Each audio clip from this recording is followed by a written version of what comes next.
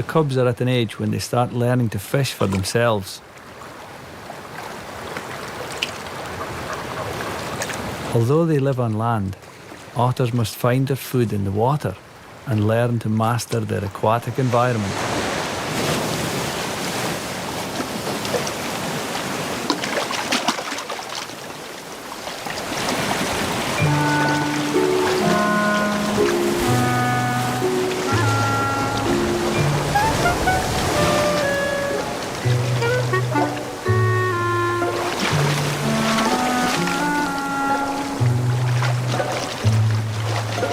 To catch fish, they have to learn to dive.